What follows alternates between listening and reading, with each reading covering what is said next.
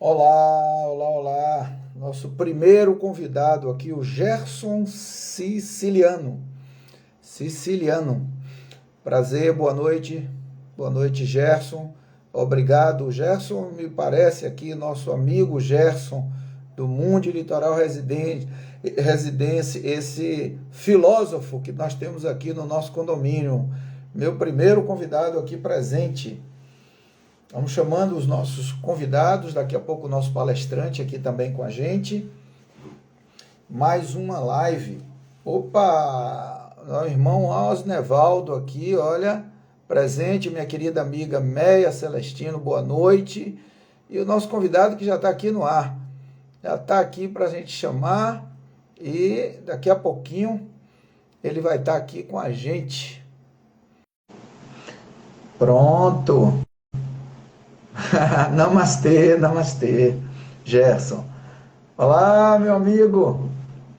Oba, e aí, Ney, tudo bom?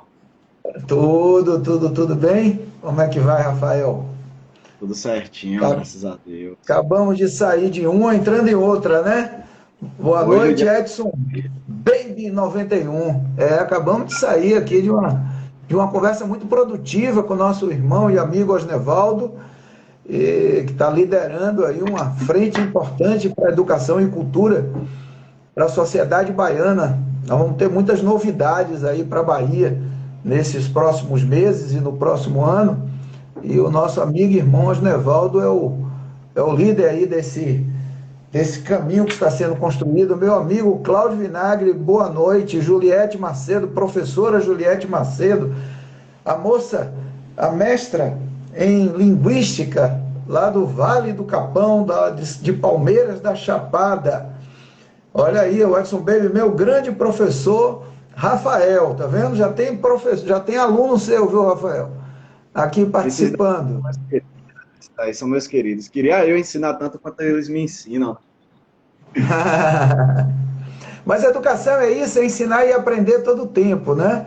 Se perdermos a sensibilidade de que somos aprendizes, temos a menor possibilidade de sermos professores, Sim, educadores. É base do processo do ensinar e do aprender essa humildade do aprendiz, não é? Mas que a gente pense que sabe alguma coisa, né? É só lembrar o que sei é que nada sei, né? só sei que nada Só lembrar sei. isso. Boa noite, Sandra. Boa noite, Camila Freitas, Nana Black, Alexandre Psi, Alexandre Almeida. Eu vou falando aqui os perfis, e os perfis não Perfis que estão necessariamente correspondem aos aparecendo. nomes, né? Então você também me ajuda aí, Rafael, quando for alguém da sua relação de amizade, ou amigo, ou Sim, colega, enfim, né? Vai saudando aí por enquanto.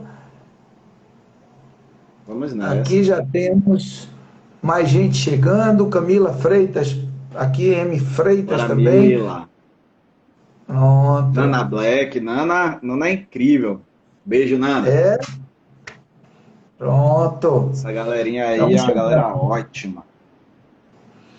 Essa turma boa. Meu mestre Aurélio Caetano, mestre dos ensinamentos primordiais, o mestre do hermetismo, Aurélio Caetano. Esse daí também, viu, Rafael? É um Sim. profundo conhecedor das sabedorias primordiais.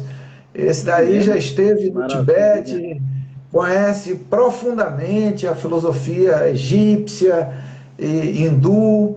Então é um cara também que está sempre aqui com a gente. Minha querida professora Joelma Queiroz, lá de Santo Antônio de Jesus, diretora de uma importante escola da rede estadual de ensino, está aqui com a gente também Maravilha. no dia de hoje. Só gente boa que está chegando. E você que está chegando, convida os amigos, convida as amigas, né? Porque hoje nós teremos uma live muito, mas muito rica e interessante sobre um tema que nos interessa a todos, não é? Apesar de estar no título relacionados com a juventude, mas empreendedorismo social é para todas as idades. Portanto, é interesse de todos, não é? E de Isso. todas. De modo que convidem para que as pessoas possam participar desse bate-papo distópico, disruptivo, que vai começar daqui a pouquinho. O Aurélio está dizendo aqui, queria conhecer esse tal é ele. Grande abraço, Lucão. Você é o cara. Bom, eu vou começar um pouco aí, começar a esquentar. Vamos. Professor Cristóval Seixas, lá da Ribeira, da Escola da Península. Meu abraço carinhoso, meu afeto e um beijo no coração de minha segunda mãe, Helenita, minha mãezinha querida. Manda um beijo para ela, professor Cristóval. Mas eu disse que nós vamos começar a esquentar os motores, enquanto as pessoas estão chegando, para a gente começar esse bate-papo distópico em mais uma terça distópica, a 39ª terça distópica. Vamos chegar a 40 terças, a 40 temas, a 40 debates, a 40 reflexões. A gente pode pensar que isso é pouco, a gente pode achar que o número de pessoas que seguem é pouco, mas eu não penso assim. Desde que eu comecei, Rafael, como professor, que para mim, quando eu entrava na sala de aula, e só tinham 2 ou 3 alunos, eventualmente num dia que aconteceu algo, uma enchente na cidade, etc. e tal, eu entrava com a potência ainda maior, empoderado, né? A potência de Spinoza, do filósofo Spinoza. Por quê? Porque eu podia conversar mais olho a olho com cada um desses poucos que estavam na sala de aula e conversávamos como se estivéssemos, entre aspas, numa mesa de bar. E para se fazer filosofia e para conversar sobre conhecimento, não é preciso multidão. Muito pelo contrário. Quanto mais a gente está perto das pessoas que têm interesse, que investem o seu tempo, que disponibilizam 1 hora, 1h30 do seu tempo nas terças-feiras para falar para ouvir e conversar e dialogar e perguntar, porque aqui é possível também no chat você fazer a sua pergunta, o seu questionamento, a sua dúvida, a sua indagação. Quando essas pessoas estão dispostas a isso, elas são potenciais transformadoras dessa sociedade que vivemos. Porque há um efeito multiplicador dessas pessoas. Imagina quando eu, tocado por um assunto, acabo levando esse assunto ao meu amigo, ao meu irmão, ao meu pai, à minha mãe, enfim, as pessoas que me cercam no meu trabalho, na minha escola, nas relações sociais. Isso é potencialmente uma ação, uma força transformadora da sociedade. Sérgio Quintela, o meu abraço de receber você aqui e outras pessoas que estão chegando. De modo que essa é uma terça-feira para a gente celebrar e é uma terça-feira para a gente reverberar, fazer repercutir, não é? E eu vou começar. Eu sempre começo com o meu bordão de sempre. Olá, gente que pensa fora da caixa. Porque eu penso fora da caixa e sei que você que está nos acompanhando, você internauta, eu prefiro chamar de amigos e amigas do que internauta, essa é uma figura meio estratosférica, mas você, meu amigo e minha amiga, que está aqui acompanhando a gente, a mim, ao Rafael, você também é um fora da caixa, porque quer conversar sobre assuntos do seu cotidiano, mas que muitas vezes um outro olhar, afinal de contas, o ponto de vista é sempre a vista de um ponto. E de modo que, na medida que a gente encontra um outro olhar, uma outra forma de ver, a gente pode ver diferente e pode, inclusive, se ver diferente. E pode se modificar, e pode se transformar. A decisão é minha, a decisão é sua. Hoje é o dia 3 de agosto de 2021. Hoje é o 250º dia do ano calendário gregoriano. Portanto, faltam, meu amigo e professor historiador Rafael, 150 dias para acabar o ano. Né? Em mais uma noite fria, aqui em Lauro de Freitas, anteontem em Lençóis, eu estava com 17 graus lá em Lençóis, aqui está um pouquinho mais quente, não é? mas muito frio no Brasil inteiro, e quando a gente fala sobre isso, é sempre bom ter em mente que se às vezes o frio nos parece uma coisa gostosinha para a gente resolver com o vinho ou com um bom cobertor, mas tem muita gente descoberta por aí, gente. Tem muita gente passando frio e fome nas ruas.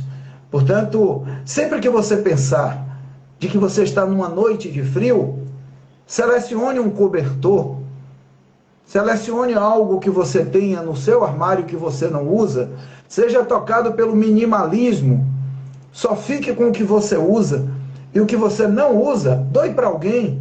Aproveita aí esse frio, sai na rua amanhã e leva umas roupas para doar para aqueles que estão embaixo dos viadutos, estão por aí estendidos nas ruas, sem nenhuma chance, sem nenhuma opção de vida, não é? Então, hoje, no dia 3 de agosto de 2021, tem algumas efemérides que eu quero aqui lembrar, alguns acontecimentos. Em 1645 ocorre a insurreição pernambucana contra as invasões holandesas no Brasil. Em 1914, a Alemanha declara guerra contra a França. Primeira Guerra Mundial, hein, gente?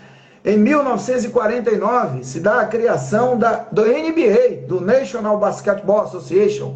O famoso NBA americano nasce no dia 3 de agosto de 1949.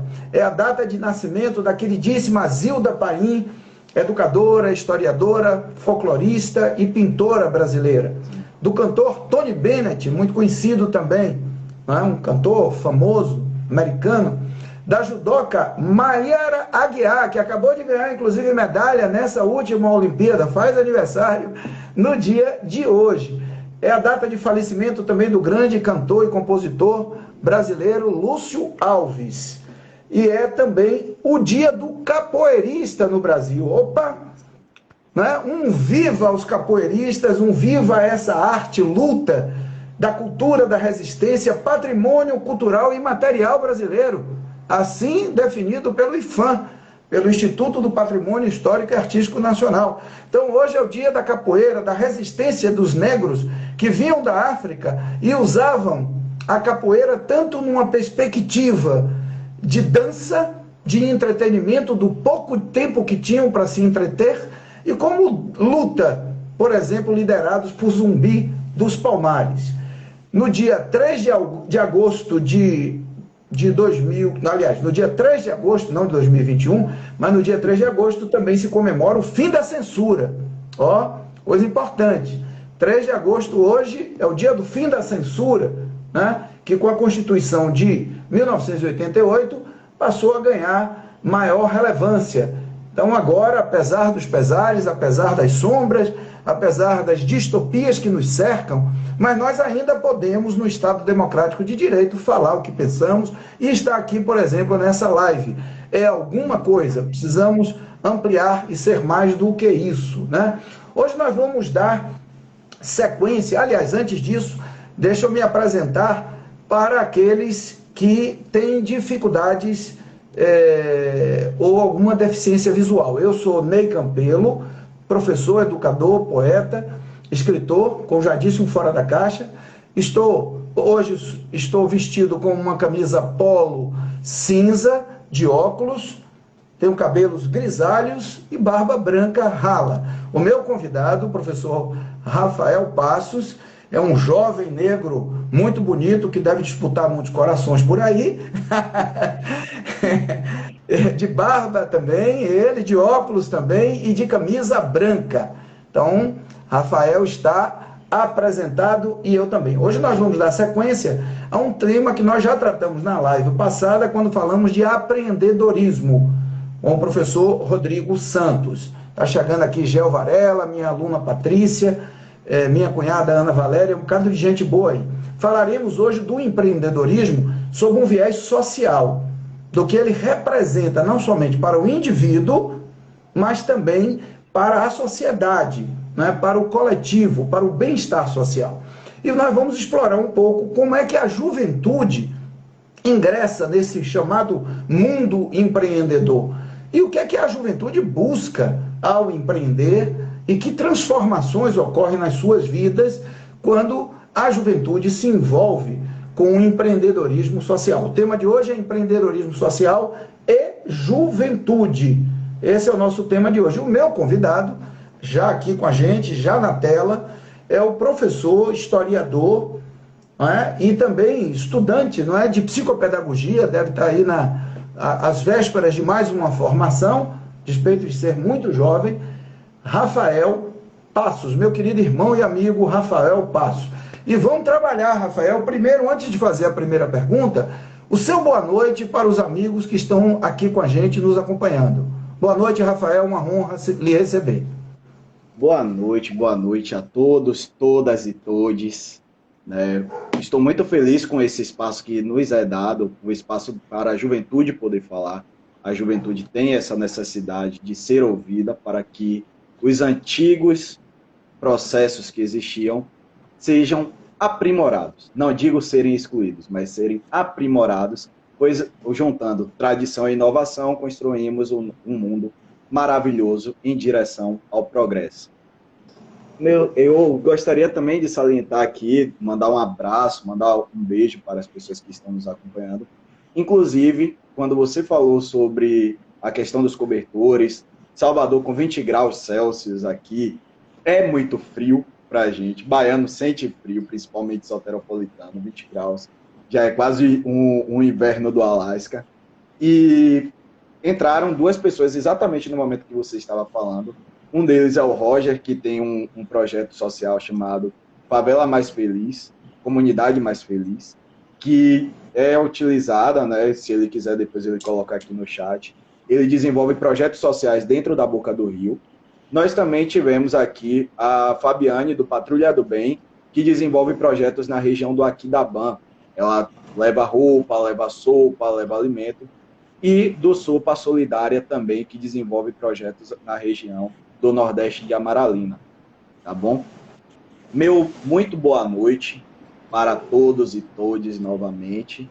Né? Vamos discutir um pouquinho sobre a questão do empreendedorismo, vamos discutir um pouquinho também sobre a questão do papel da juventude nesse processo, para que cheguemos a um progresso, para que cheguemos em uma evolução humana, né, civilizatória.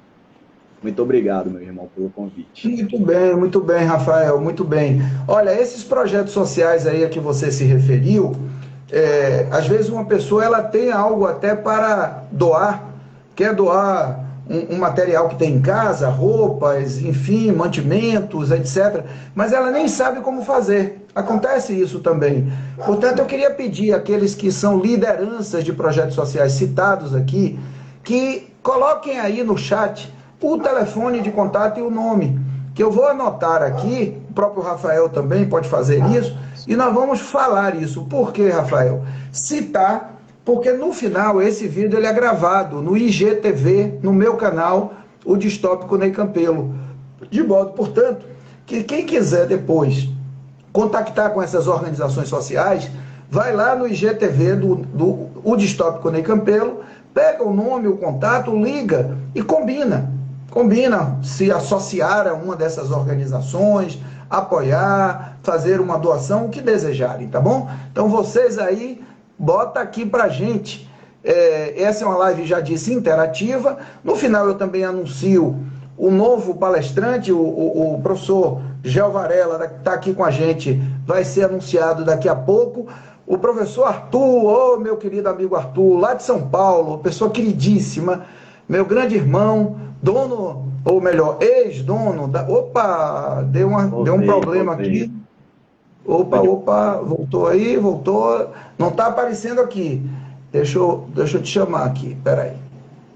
Deixa eu ver que o nosso palestrante saiu. Eu consigo te ver aqui. Você não consegue me ver? Não te vejo. Não te vejo. Vou lhe pedir uma coisa, Rafael. Que você saia e volte. Eu só estou me enxergando. Deixa eu ver aqui. Um minuto. Vamos lá.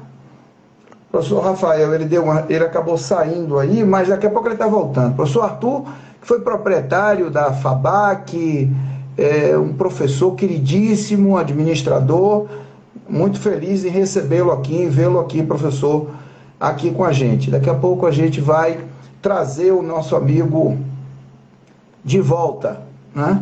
Olha, o Gel disse que estava vendo os dois, a Isa está dizendo também, mas eu não. Eu só conseguia me ver depois que ele saiu. Vamos ver se ele volta e a gente aí já vai às perguntas. Pronto, deixa eu visualizar. Rafael, deixa eu convidá-lo de novo.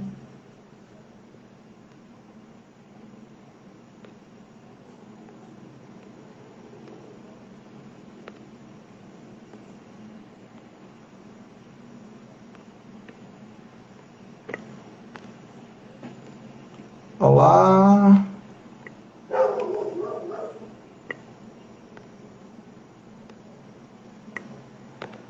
Alguma? Eu quero perguntar aqui aos meus amigos e amigas se vocês estão me vendo e ouvindo. Eu queria que respondesse aí para me ajudar. Rafael, não, eu não vejo você aqui. Não consigo ver. Responder, entrar ao vivo. Deixa eu ver se mais uma vez.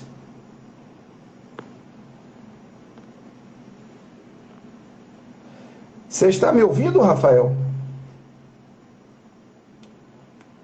O Cláudio está me dizendo que está me ouvindo aqui, me vendo bem. Mas eu não consigo ver nem ouvir. Vou tentar novamente aqui.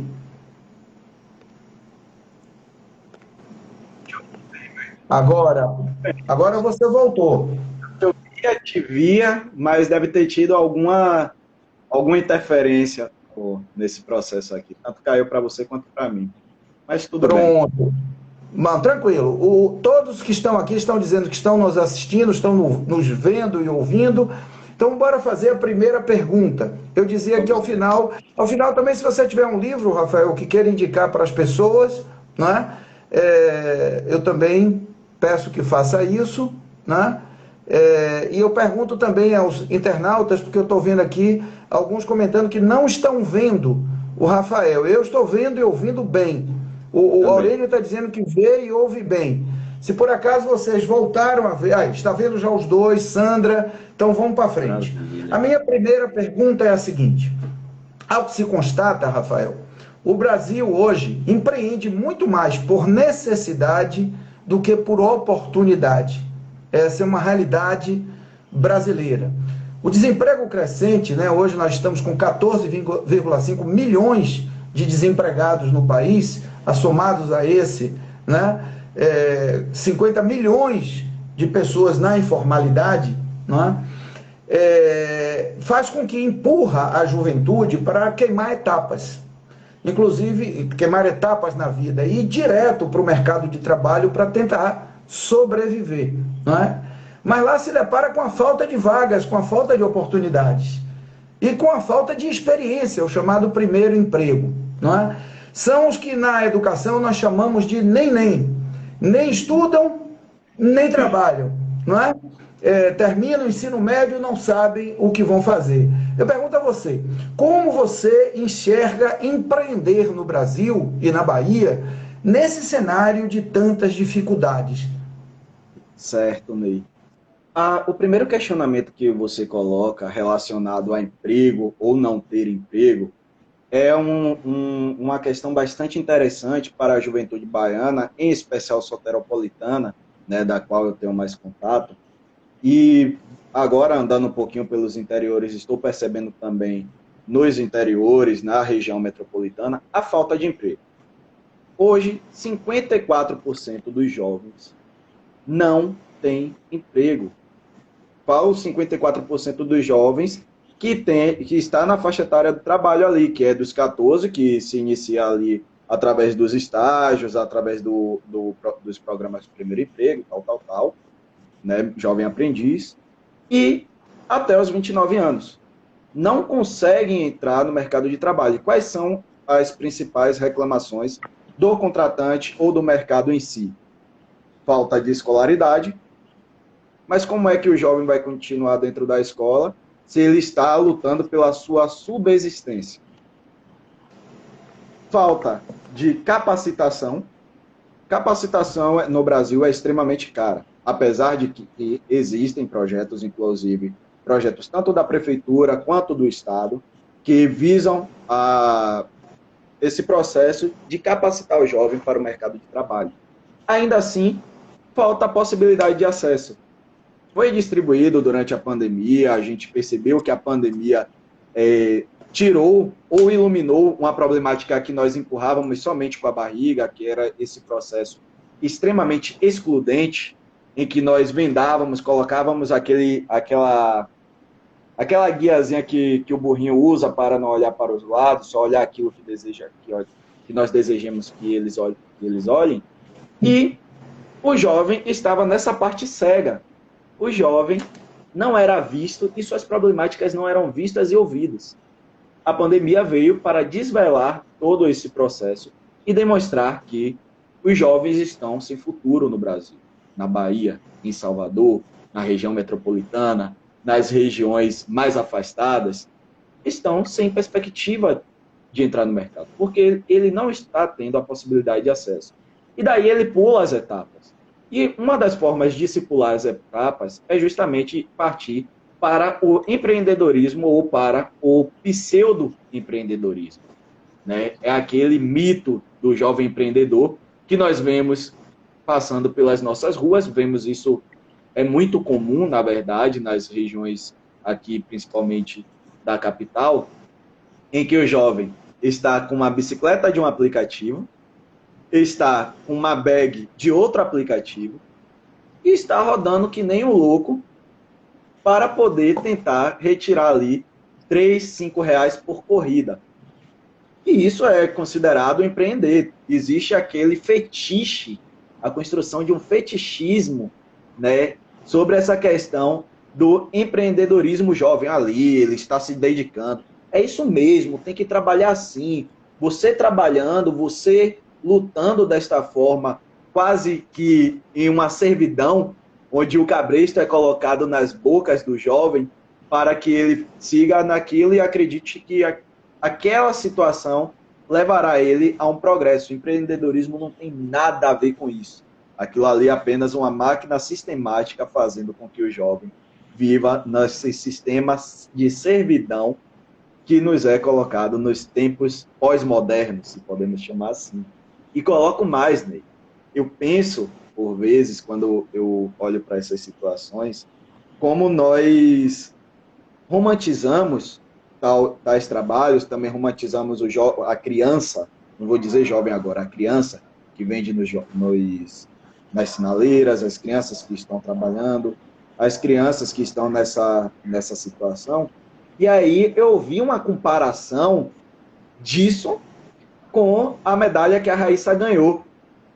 Não me recordo quem, acredito que tenha sido um político que falou, e ele veio falar apoiando o trabalho infantil e o trabalho das juventudes relacionados a esse pseudo empreendedorismo, dizendo aí, ó, ela ganhou, ela conquistou. E aí a pergunta que eu faço é a seguinte: quando nós olhamos para isso, com esse olhar romantizado, nós colocamos o olhar na Raíssa, querendo que nossos filhos estejam lá, ou queremos que nossos filhos estejam na situação degradante que é vivida por aqueles jovens que lutam pela subsistência? Em que situação nós queremos? A partir desse momento que usamos a racionalização, que nós passamos a raciocinar e utilizar a razão, a gente percebe que uma coisa é proveitosa e outra coisa a gente não quer para o nosso familiar. Então, eu quero que, porventura, as pessoas que são relacionadas a mim empreendam, mudem as formas e as concepções de vida. Quero que se tornem Raíssas. Não quero que se tornem aqueles jovens que são apenas uma estatística e um número para o Estado. Eu não quero isso. Então, a minha construção, eu finalizo com essa reflexão. Muito bom, né? Isso é um pouco igual quando se fala, né, da meninada que gosta de jogar futebol. Aí se coloca o mito do Neymar, né? Quer dizer, mas quantos Neymar na vida nós temos por aí? Oriundo de famílias pobres, de famílias... São muito poucos. Nós estamos falando, né, num país de 200 milhões de habitantes, né, de muito pouca gente. É claro que a gente parabeniza, celebra, não é? Agora mais uma jovem mulher negra, de origem humilde, a Rebeca, que conquista a primeira grande vitória nas Olimpíadas, né, femininas, no caso do Brasil. Bacana, nós não vamos deixar de comemorar e de celebrar a Raíssa, de celebrar a Rebeca, mas isso não pode ser um biombo, não é? Para a gente, atrás deste biombo, esconder essa desigualdade de oportunidades, não é? O que você chamou de romantização, né? Então você passa pela rua e vê um menino de 12, de 13, de 15 anos vendendo frutas. Isso é muito comum.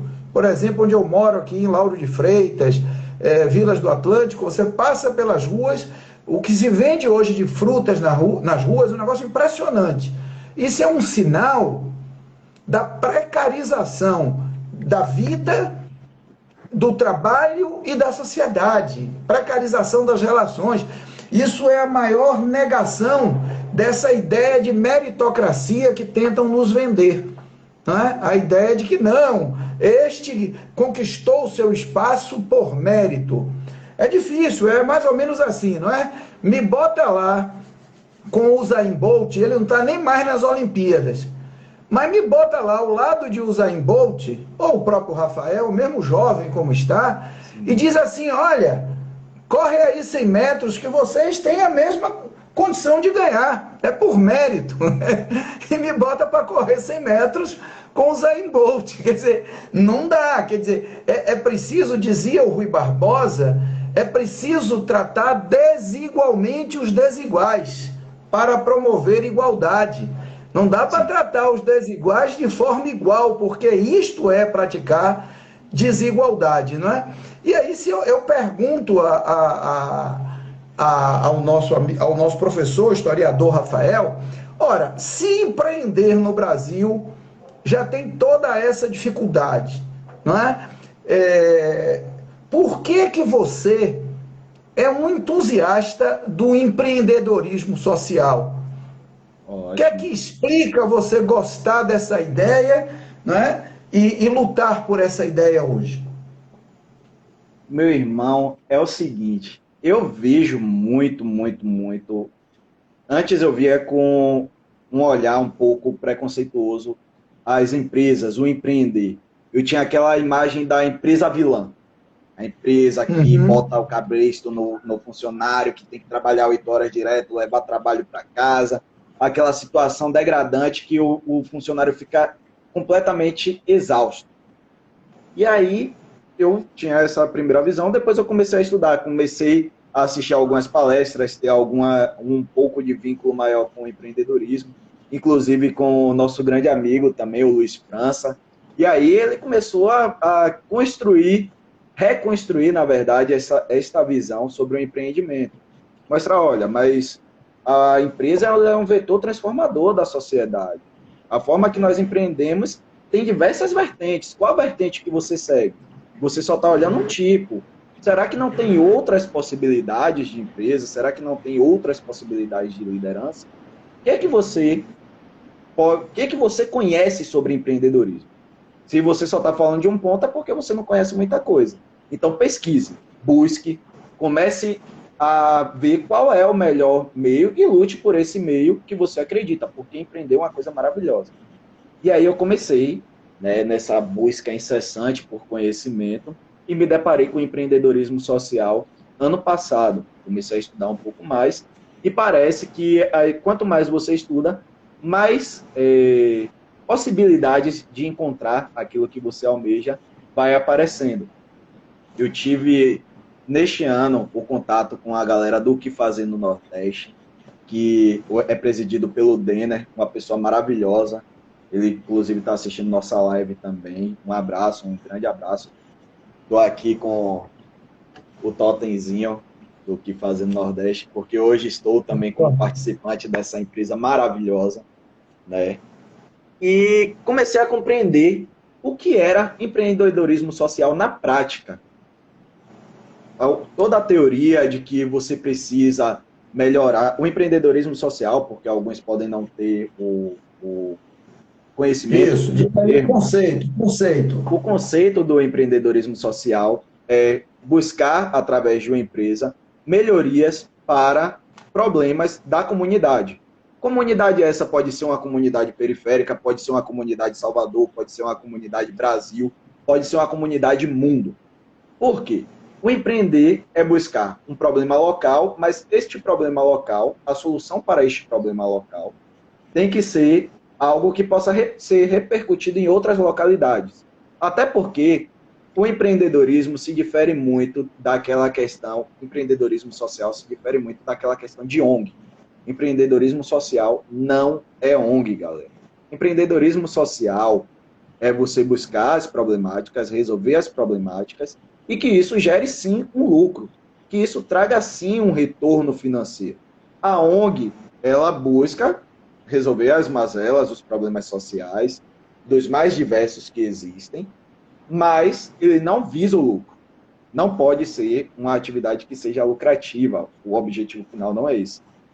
Já o empreendedorismo social, você enxerga as problemáticas, você tenta resolver as problemáticas e tenta expandir cada vez mais. Um exemplo de empreendedorismo social que nós temos é o projeto Tamar. Algumas pessoas acreditam que é um projeto governamental, outros acreditam que é ONG, mas é um empreendedorismo social.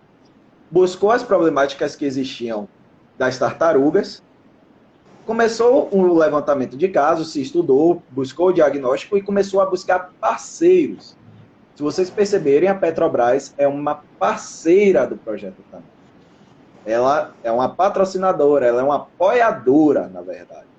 E eu comecei a buscar empresas, buscar pessoas que tivessem este olhar clínico para as problemáticas que vivemos.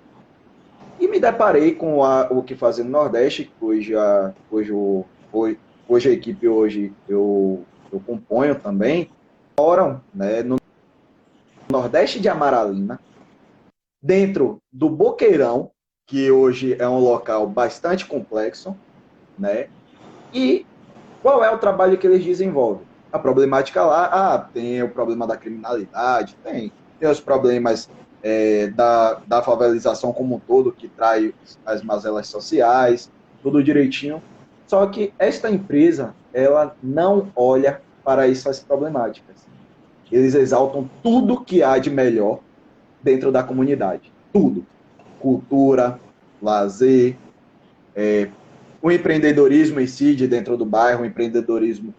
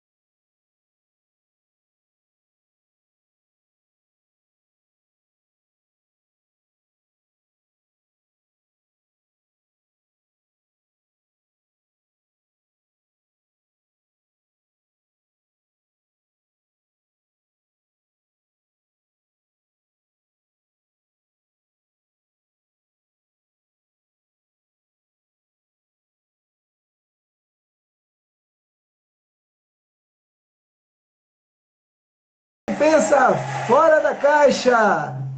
Uma noite bonita para todos vocês, tá bom? Um beijo no coração, alegrias. Vamos continuar caminhando. Terça a gente se vê de novo. Beijo.